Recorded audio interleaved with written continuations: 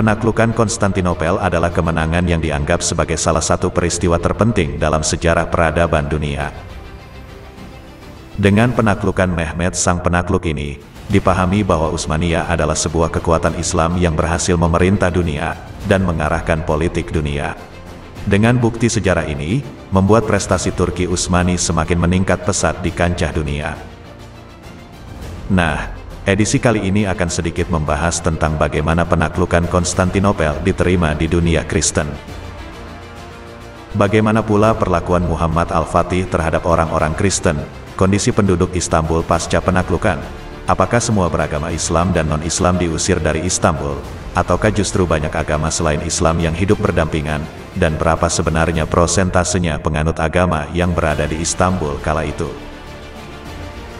Namun, yang jelas adalah, yang dialami kaum Kristen setelah penaklukan Konstantinopel oleh Fatih Sultan Mehmed, dunia Kristen menjadi syok berat yang tidak bisa diatasi sampai hari ini. Sampai situasi di mana dunia Kristen tidak dapat mempercayai tentang keberhasilan Sultan Muhammad Al-Fatih dalam menembus simbol kejayaan kaum Kristen kala itu. Bahkan, beberapa dari kaum Kristen di Bizantium justru menyalahkan negara-negara Kristen di Eropa karena tidak membantu Bizantium, sementara yang lain menyatakan bahwa peristiwa ini adalah akibat dari dosa-dosa yang dilakukan oleh kaum Kristen Bizantium. Lebih dari itu, ketika berita penaklukan Konstantinopel menyebar, gagasan untuk mengadakan perang salib baru berlaku di mana-mana.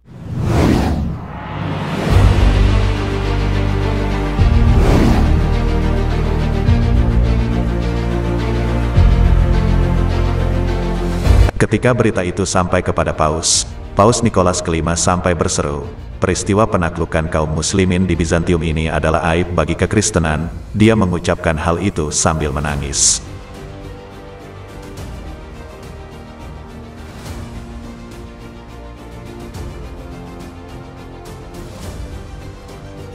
Pasca peristiwa penaklukan Romawi Timur tersebut, meskipun mereka mencoba untuk bersatu dengan antusias selama beberapa tahun, terutama Paus, mereka juga tidak dapat sampai pada kesimpulan tentang bagaimana cara yang harus dilakukan untuk menyelamatkan situasi ini. Orang-orang Kristen menganggap penaklukan Konstantinopel oleh Turki sebagai salah satu bencana besar dalam sejarah manusia, seperti pembakaran Yerusalem oleh orang Romawi, penyaliban Yesus Kristus, dan dianggap akhir dunia, dan banyak lagi ratapan yang dibuat atas penaklukan Konstantinopel.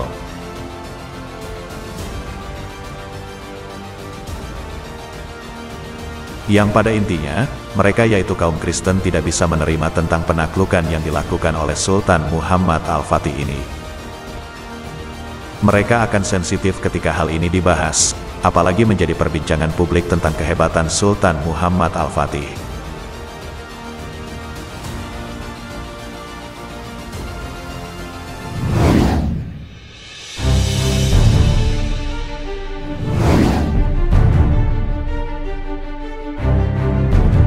Berita penaklukan sangat cepat menyebar di penjuru Eropa, dan membuat mereka syok berat. Selama penaklukan Konstantinopel, ada beberapa dari mereka yang melarikan diri dari Konstantinopel, dan tiba di pulau-pulau Aegean. Berita tentang Konstantinopel jatuh di tangan kaum muslimin telah menyebar kemana-mana. Surat-surat ditulis dan dikirim dengan kapal cepat ke Senat Venesia dan Paus. Pada malam tanggal 29 Juni berita itu sampai Italia. Keheningan yang mendalam memenuhi aula ketika surat itu dibacakan di Senat. Para anggota Senat saling memandang satu sama lain dengan terheran-heran dan terkejut. Ratapan dan jeritan mengikuti satu demi satu. Beberapa menarik rambut mereka, sementara yang lain meninju dada mereka. Dunia Kristen sangat terkejut bahwa hal itu tidak dapat diatasi, bahkan mungkin sampai hari ini.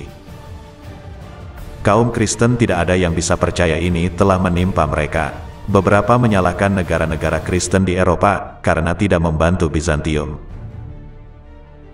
Sementara yang lain menyatakan bahwa ini adalah akibat dari dosa-dosa yang dilakukan oleh kaum Kristen Bizantium.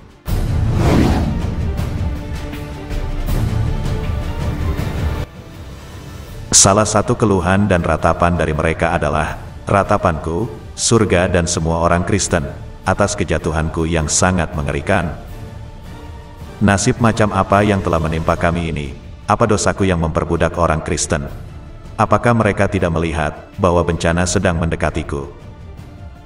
Orang-orang Kristen kala itu juga diundang untuk berkumpul dan berdoa bersama untuk bisa membalas kekalahan mereka. Tuhan yang Maha Kuasa, dengan rahmat-Mu, berikanlah kekuatan kepada kekristenan. Berikan kedamaian dan persatuan kepada hamba-Mu ini, berilah kami kekuatan untuk membangun pasukan yang besar, agar bisa membalas dendam, dan mengejar untuk membinasakan mereka, sampai tidak ada satupun orang Turki yang tersisa, baik di Yunani, di Asia maupun di Eropa. Itulah sedikit gambaran bagaimana sikap kaum Kristen kala itu, ketika mendengar peristiwa penaklukan benteng Bizantium, yang dilakukan oleh Sultan Muhammad Al-Fatih pada tahun 1453. Jatuhnya Konstantinopel benar-benar menciptakan intimidasi psikologis bagi kaum Kristen dan musuh Islam yang lain.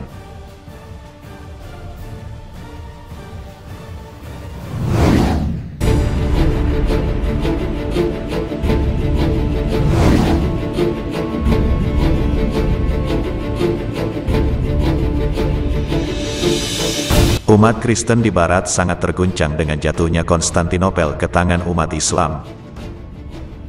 Mereka dilanda rasa takut jika sewaktu-waktu pasukan Muslim akan menyerbu kawasan Eropa lain dari arah Istanbul, Konstantinopel. Mereka paham bahwa umat Islam meyakini setelah Konstantinopel berhasil dikuasai umat Islam, selanjutnya adalah kota Roma. Para penyair dan sastrawan Barat berusaha sekuat mungkin untuk meniupkan api kebencian dan semburan amarah ke dalam dada setiap warga Kristen Eropa kepada Islam. Begitupun dengan Paus Nikolas kelima, yang merasa sangat terpukul dengan kabar jatuhnya Konstantinopel. Dia mengeluarkan semua tenaga, energi, waktu dan semangat untuk menyatukan semua warga di Italia, serta mengobarkan semangat berperang melawan kaum Muslim. Namun, akhirnya upaya ini gagal total, karena Paus meninggal lebih awal karena tidak mampu menahan pukulan berat atas jatuhnya Konstantinopel itu sendiri. Ditambah lagi, aliansi yang dibangun oleh Paus akhirnya juga bubar dan justru malah membangun kerjasama dengan Utsmaniyah.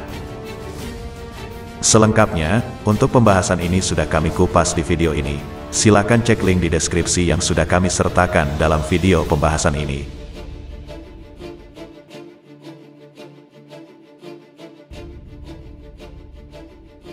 Makanya tidak heran, kalau gempa yang tengah melanda Turki akhir-akhir ini, membuat mereka laksana mendapat angin segar, untuk melampiaskan kekecewaannya selama berabad-abad, sejak jatuhnya Konstantinopel.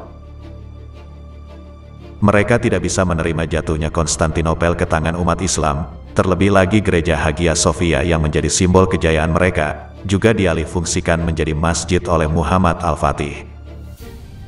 Tentu hal ini semakin menambah kebencian mereka terhadap Turki.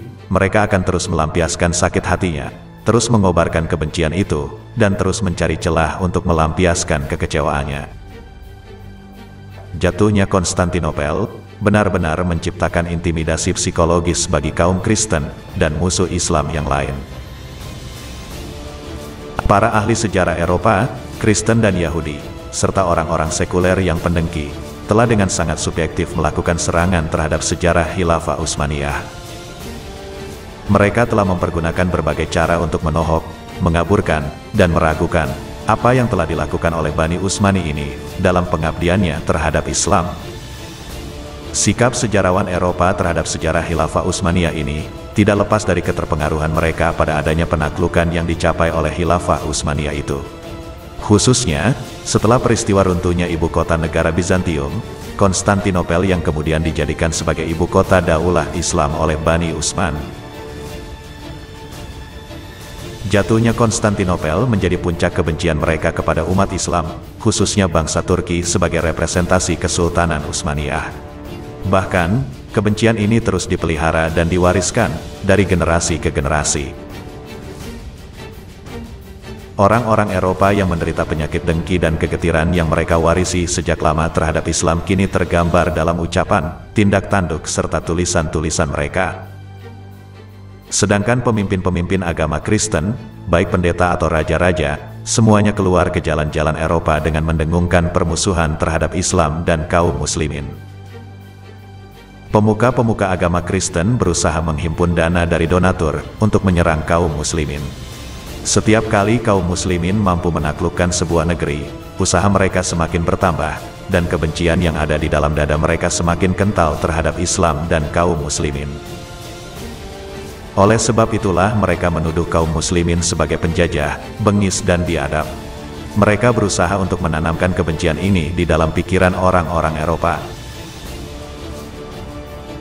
Serangan-serangan dari kalangan pemimpin agama Kristen yang demikian gencar melalui berbagai media, adalah sebagai usaha untuk menjaga posisi politik dan sumber materi, serta akibat kebencian mereka terhadap Islam dan pemeluknya.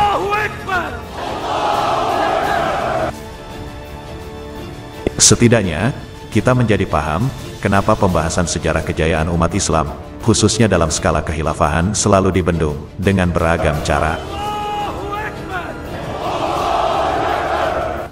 Kita mungkin sering mendengar statement seperti ini, umat Islam harusnya melihat masa depan, jangan melihat masa lalu. Atau, umat Islam sedang bernostalgia dengan masa lalunya, daripada menerima kenyataan. Atau statement senada, yang memang sengaja dilontarkan supaya umat Islam tidak tahu sejarah panjang leluhurnya.